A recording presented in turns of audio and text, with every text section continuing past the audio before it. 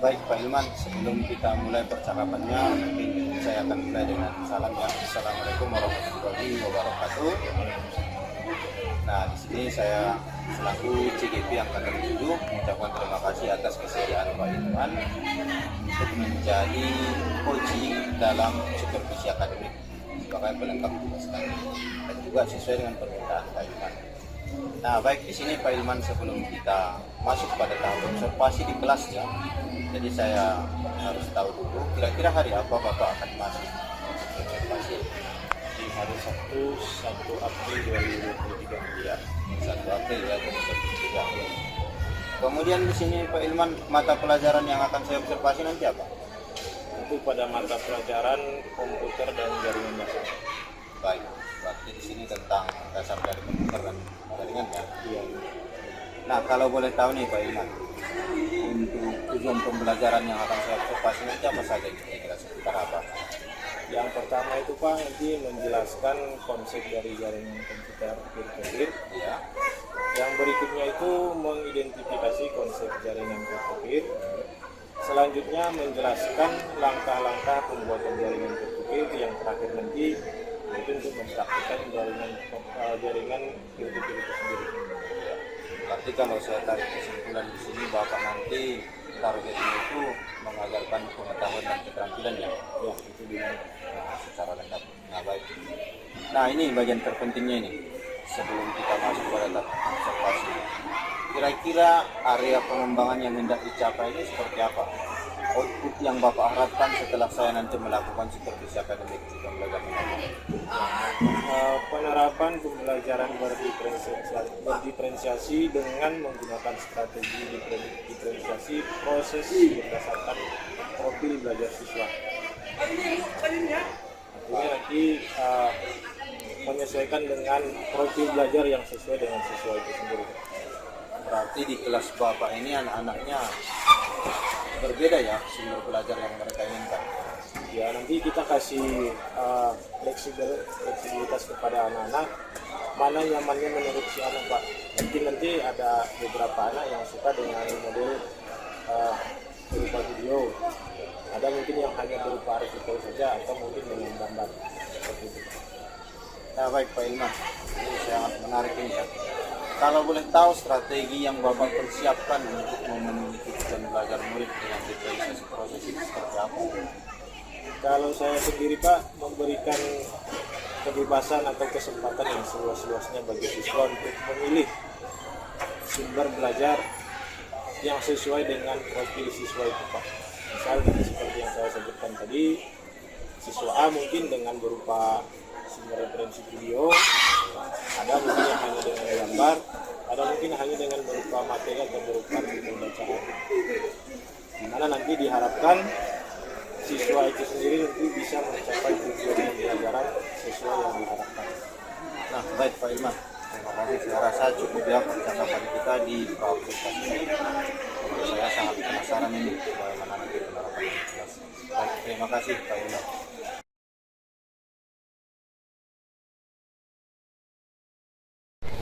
Assalamualaikum warahmatullahi wabarakatuh. Waalaikumsalam warahmatullahi wabarakatuh. Bagaimana kabarnya anak-anak? Baik, Pak. Oke, sebelum kita memulai pelajaran, tolong untuk hari ini dipimpin untuk melakukan doa. Sebelum kita mulai pelajaran pada hari ini, ada baiknya kita berdoa terlebih dahulu. Berdoa dimulai.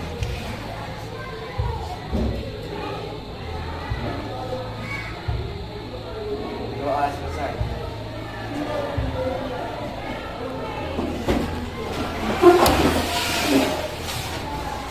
Oke, untuk anak-anak Bapak semua, coba didengarkan namanya, Bapak absen dulu.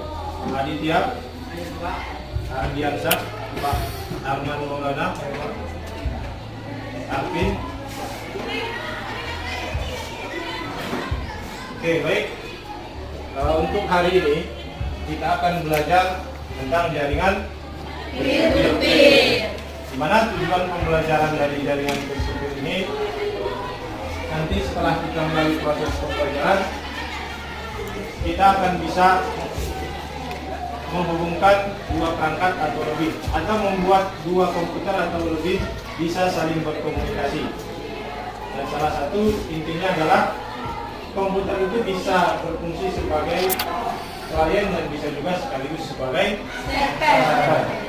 Setelah itu kita juga akan fokus ke perangkat jaringan yang digunakan untuk membangun jaringan peer-to-peer ini. Dimana di sini sudah Bapak menyiapkan perangkatnya. Silakan nanti diperhatikan, diamati apa saja yang ada di perangkat itu tampilannya secara fisik.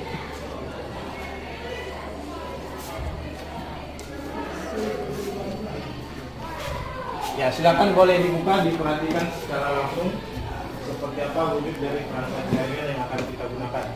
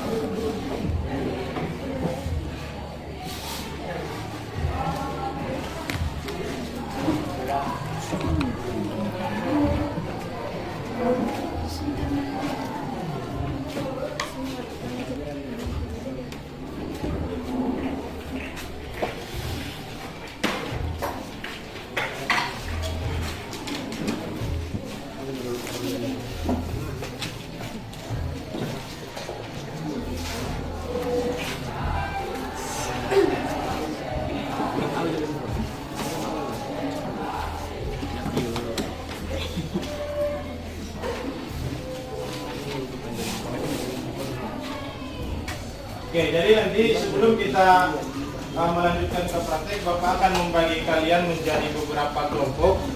Silakan nanti didiskusikan terlebih dahulu, baik itu mulai dari pengertian dari jaringan peer-to-peer itu sendiri, kemudian bagaimana langkah-langkah untuk membuat jaringan peer-to-peer ini. Nah, nanti terakhir baru kita akan mempraktikkan membangun jaringan peer-to-peer sesuai dengan tujuan pembelajaran yang Bapak sebutkan di awal tadi.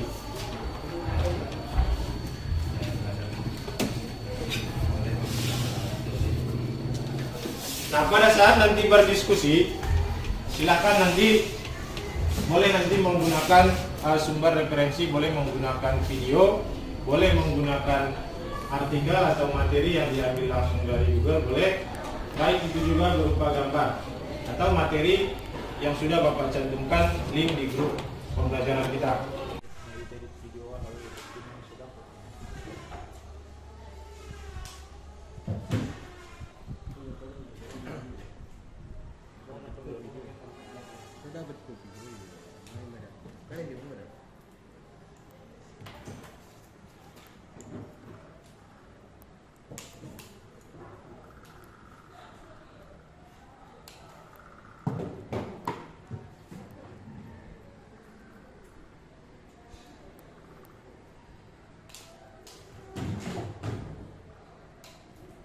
Oke, setelah kita melalui proses pembelajaran hari ini, sebelum Bapak akhiri atau sebelum Bapak tutup untuk pelajaran hari ini, Bapak minta tolong siapa yang bisa menyampaikan kesimpulan pelajaran kita.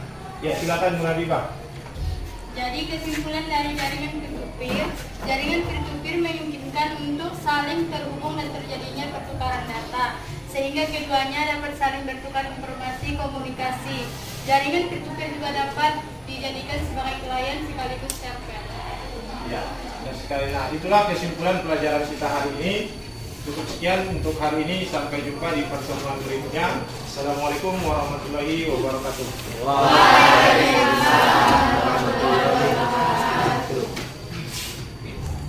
Thank you semua.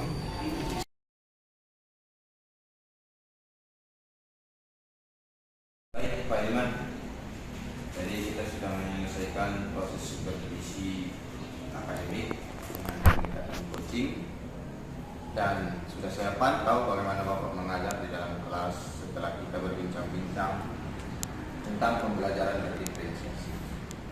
Jadi sebagai output dari proses supervisi ini, saya berharap Pak Ilman Sudi kiranya menyampaikan apa yang Bapak rasakan, bagaimana refleksi Bapak terhadap kegiatan supervisi akademik yang kita lakukan dengan implementasi coaching. Oke, baik, terima kasih. Saudara.